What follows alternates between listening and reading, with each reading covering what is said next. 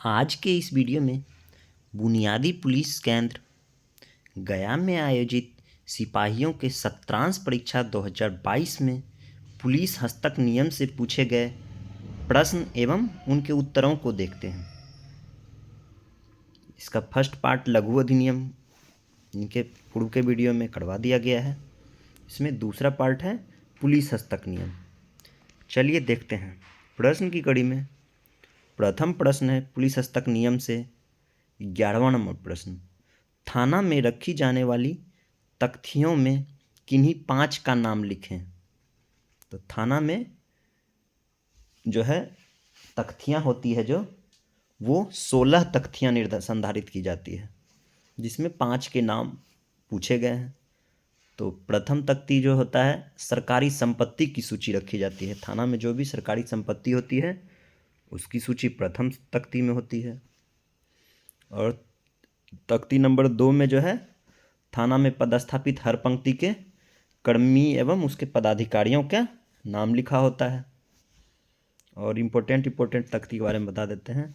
और 9 नंबर तख्ती में जो होता है मेला, थाना क्षेत्र में लगने वाले मेला, बाजार, हाट तथा उनके लगने का दिन लिखा रहता है। और 10 नंबर तख्ती में हो गया क्या, मुखिया, सरपंच, वार्ड समिति, ये सब व्यक्तियों के नाम लिखे होते हैं 10वां नंबर तख्ती में।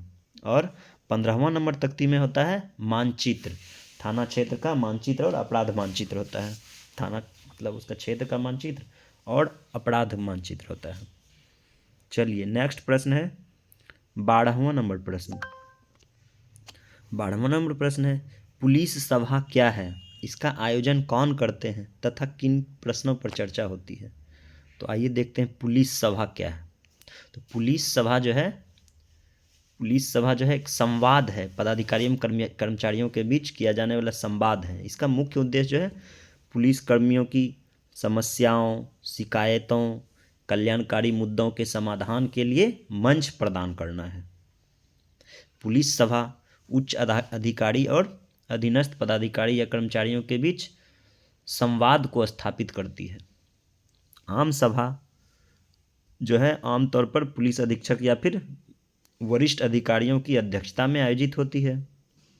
आम सभा में पुलिस जवान अपनी विभागीय, व्यक्तिगत, कार्यस्थल से जुड़ी समस्या, भवन, आवास से जुड़ी समस्या और सीधे वरिष्ठ अधिकारी जो है समस्याओं को सीधे वरिष्ठ अधिकारियों के सामने रखने का मौका देती है और उसका समाधान निकाला जाता है।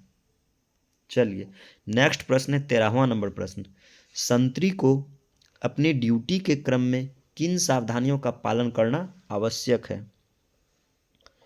तो संतरी को जो है ड्यूटी के क्रम में निम्न सावधानियां आवश्यक है। जैसे संतरी ड्यूटी के क्रम में चुस्त एवं सतर्क रहेंगे।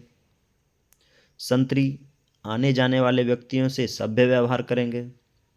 संतरी प्रत्येक आने जाने वालों पर निगरानी रखेंगे।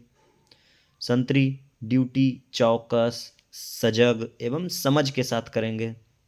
संतरी ड्यूटी के दौरान जो है मोबाइल फ़ोन का प्रयोग नहीं करेंगे। हमेशा अच्छी, साफ एवं सुथरी वर्दी पहनेंगे। यही है। नेक्स्ट है 14वां नंबर प्रश्न, किन्हीं 2 पर टिप्पणी लिखें बोला गया है। इसमें देखते हैं कौन कौन से प्रश्न हैं। इसमें प्रथम है जिलादेश बही। जिलादेश बही जो है पुलिस अधीक्षक या वरिष्ठ अधिकारियों के द्वारा जारी किए गए महत्वपूर्ण निर्देशों, आदेशों, तबादलों और नियुक्तियों और प्रशासनिक फैसलों का जिलादेश होता है। नियुक्तियों और प्रशासनिक फैसलों का आधिकारिक रिकॉर्ड है। जो भी जिलादेश जिला में होंगे सभी जिलादेश पंजी में संधारित कर दिए जाएंगे। चलिए नेक्स्ट प्रश्न है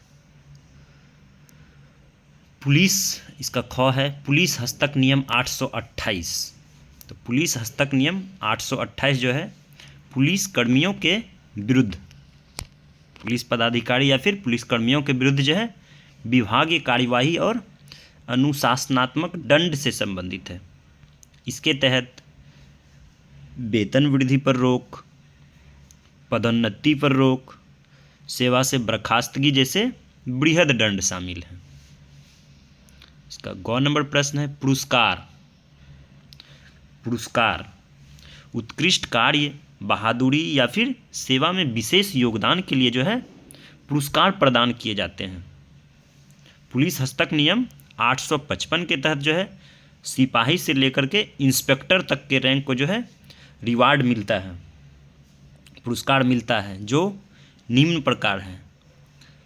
अच्छी सेवा पदक, जिसको कि सुसेवांक कहते हैं, जीएस मार्का बोल सकते हैं इंग्लिश में। दूसरा है नगद पुरस्कार, कैश रिवार्ड। तीसरा है अन्य मद पुरस्कार, और चौथा प्रशंसा पत्र या प्रशस्ति पत्र बोल सकते हैं। चलिए नेक्स्ट है इसमें चौथा घ कलांक। कलांक क्या है? कलांक जो है एक बृहद सजा है, बृहद दंड है। एक कलांक 6 माह के वेतन वृद्धि पर रोक या फिर जब्त के बराबर होता है। किसी पदाधिकारी या कर्मी को सजा के तौर पर अधिकतम 3 कलांक ही दिया जा सकता है। नेक्स्ट 15 नंबर प्रश्न है किसी महिला कैदी को एस्कॉर्ट करने के क्या नियम हैं? महिला कैदी को जो है एस्कॉर्ट के समय मुख्य सुरक्षा एवं गरिमा मुख्य बात है, जिस पे ध्यान देने वाली बातें हैं कि महिला कर्मी की तलाशी जो है महिला कर्मी ही लेंगे। एस्कॉर्ट के दौरान महिला पुलिसकर्मी के साथ, एस्कॉर्ट मतलब महिला कैदी के साथ जो है महिला पुलिसकर्मी अनिवार्य है एस्कॉर्ट के दौरान। जब तक आवश्यक ना हो महिला कैदी को हथकड़ी नहीं लगाई जानी चाहिए। महिला कैदी का एस्कॉर्ट कोशिश किया जाना चाहिए कि दिन में ही हो। महिला कैदी अगर गर्भवती है या उसके साथ बच्चे हैं तो उचित सावधानी और चिकित्सा सहायता सुनिश्चित कर ली जानी चाहिए। चलिए नेक्स्ट है 16वां नंबर प्रश्न, सिपाही के क्या कर्तव्य हैं? लिखें। तो सिपाही के जो है प्राथमिक कर्तव्य कानून व्यवस्था को बनाए रखना है। तो सिपाही के अन्य कर्तव्य जैसे अपराध को रोकना, नागरिकों के जान माल की सुरक्षा प्रदान करना, गश्ती करना, जांच में पदाधिकारियों की सहायता करना, गिरफ्तारी एवं निगरानी रखना, यातायात नियंत्रण करना, जनता के साथ मित्रवत व्यवहार करना, ज़रूरतमंदों को सहायता प्रदान करना और मार्गदर्शन करना।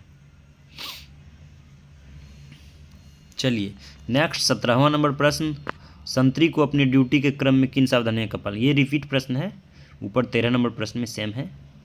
चलिए नेक्स्ट है 18वां नंबर प्रश्न, अवकाश कितने प्रकार के होते हैं? किन्हीं 5 का उल्लेख करें। तो अवकाश बहुत प्रकार के हैं भाई, तो इनसे 5 को पूछा गया है, तो देखते हैं। अवकाश CL, CPL, EL, maternity leave, paternity leave, शिशु देखभाल अवकाश, स्त्री विशेष अवकाश, यक्षमा अवकाश, चिकित्सा अवकाश, बहुत सारे अवकाश हैं। तो इसमें मुख्य 5 को पूछा गया है, तो बताते हैं जो इम्पोर्टेंट हैं। तो इसमें प्रथम देखते हैं आकस्मिक अवकाश, जिसको कि CL बोला जाता है। वर्ष में 16 दिन आकस्मिक अवकाश मिलते हैं, जिसकी गणना 1 जनवरी से 31 दिसंबर के बीच तक की होती है। दूसरा देखते हैं CPL, क्षतिपूर्ति अवकाश जिसको बोलते हैं हिंदी में। ये जो है वर्ष में 20 दिन तय है, जिसकी गणना 1 अप्रैल से 31 मार्च तक के बीच की होती है। मतलब 1 अप्रैल से 31 मार्च तक के बीच इसका उपभोग किया जाना चाहिए, नहीं तो लैप्स कर जाएंगे, जमा नहीं होती, संचय नहीं होती है ये छुट्टी।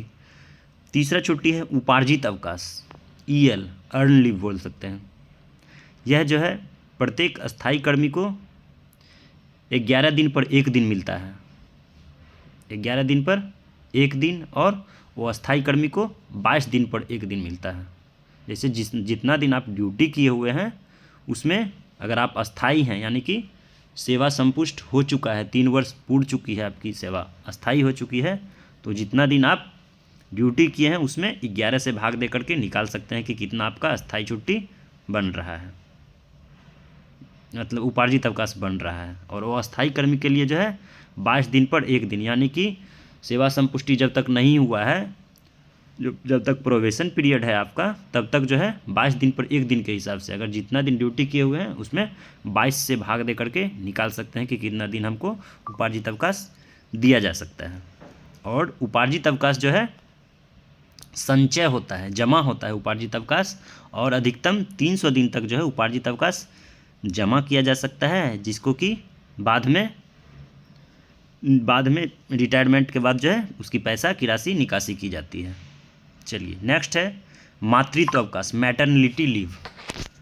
मातृत्व अवकाश जो है 180 दिन देय है, एक बच्चे पे 180 दिन देय है, लेकिन अधिकतम 2 बच्चों तक दिया जा सकता है। तो टोटल हो गया 360 दिन तक मैटरनिटी लीव 2 बच्चों पर ले सकते हैं पूरी सेवावधि के दौरान। लेकिन इसमें मैटरनिटी लीव में जो है बच्चे की आयु निर्धारित है, शायद 18 वर्ष से 20 वर्ष तक का है, कि 20 वर्ष की उम्र के पहले नहीं, सॉरी मैटरनिटी नहीं, वो शिशु देखभाल के लिए है, जो मैंने बताया शिशु देखभाल के लिए कि 20 बच्चों की उम्र 20 वर्ष से पूर्व तक की होनी चाहिए, पहले तक की। और मातृत्व अवकाश में तो बच्चे के लिए होता है, सॉरी। चलिए नेक्स्ट है शिशु देखभाल अवकाश, CCL, चाइल्ड केयर लीव जिसको बोलते हैं। यह भी जो है 2 बच्चों तक दिया जा सकता है, एक बच्चे पे 365 दिन शिशु देखभाल अवकाश देय है। तो कुल मिलाकर 2 बच्चों पर 730 दिन तक दिया जा सकता है शिशु देखभाल अवकाश। चलिए इसी तरह का प्रश्न पाने के लिए हमारे वीडियो को देखें, कमेंट करें। धन्यवाद।